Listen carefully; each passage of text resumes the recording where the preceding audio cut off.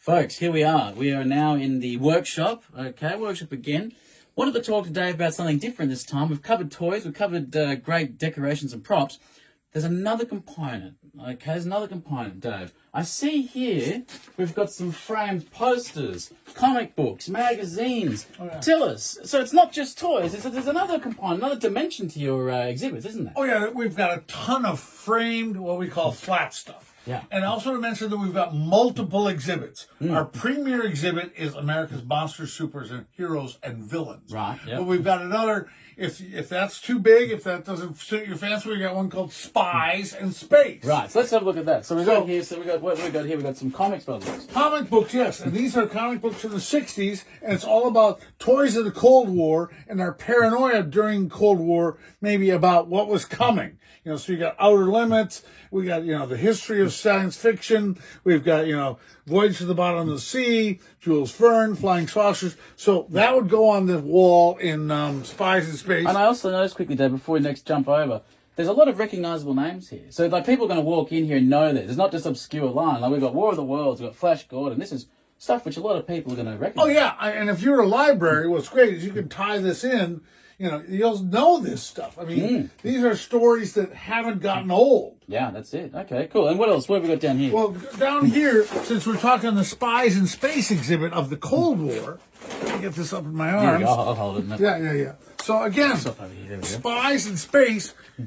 The Cold War happened back when the Second World War was finished, and suddenly, the Russians, the communists, they were the bad guys. They were would-be world conquerors, and then you end up making fun of it. So what you've got is Get Smart. Yep. You've got Girl from U.N.C.L.E., Man from U.N.C.L.E., which was a sort of TV version of James Bond, and Mission Impossible. So these, again, are all stuff that's still playing on television today. So Well, everyone should know it. Oh, yeah, Mission Impossible, Tom Yeah, Cruise. yeah. They made a movie of that. They made a movie of that. Yeah. So these are all things that, for better or worse, people are going to recognize and go, wow, no matter who you are, you're going to go, I know that. Oh, I love it. Now, I see over here, Dave, we Yep. have something else. It's not exactly spies. Over here we got, looks like Japanese monsters. Come on, I'll step over here from another way. Japanese monsters, Japanese superheroes. What have we got here? So we've also got another exhibit that's called Fantastic Beasts. It's all about kaiju, dinosaurs, and giant monsters. So I lived in Japan, so these are all about like Ultraman and Godzilla, and you've got, Power Rangers, and you've got all those crazy, amazing, wonderful characters out of the Japanese culture. Plus, you've got dinosaurs. Yeah. Plus, of course, Harry Potter has Fantastic Beasts. Yeah. Plus, you've got all the great science fiction monsters that came out, the big giant Kongs. Yes, of course. Yeah, You've got all the radioactive bugs. Yeah. And they're part of that lesser exhibit that can fit into any space. Yeah, right. That's fantastic, isn't Yeah, it? it is. Yeah. What other ones have we got here, Dave? Well, what we've also got is, this is like Darth Vader. This is part of our premier exhibit. Okay, You've yeah. got Darth Vader, and again, that's a premium from something. I can't remember. Darth Vader poster. And then over here, these are ginormous flat posters that came out in their day of the two different worlds of comic books. Oh, right. Truth, yes. Justice, and the American Way. And then also, with great power comes great responsibility. Right, so the Marvel and the DC. The Marvel and the DC universe. Because they both reflect two different worlds. Definitely. They both tell two different stories that are still being told today. Yeah, definitely. And then, of course, we've got a classic which everyone should know, Yeah. Frankenstein. Now, we've got another exhibit called Mary Shelley and Her Monster. It's over 200 years old. Yeah, big the fan of first this one. first science fiction book written, over 200 years ago.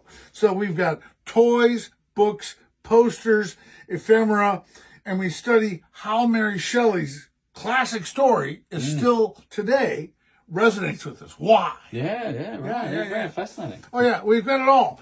So whatever kind of exhibit you want, plus, here's another good one from the 50s. Yeah, great. What have we got here? Well, this is I love this Frazetta. stuff, I think it's great. Frazetta from the 50s. Frank Frazetta, who was one of the premier fantasy artists of the 60s, 70s, and beyond. And this is an early portfolio poster that I've got. Again, more Flash Gordon, Buck Rogers, but we want to make sure that every part of the fantastic imagination of our creativity is celebrated. Very good, Dave.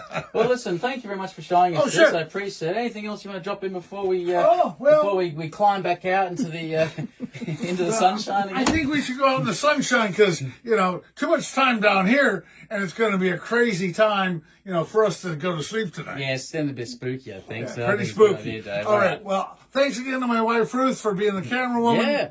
And we'll talk to you later. Cheers, folks. Yeah, bye.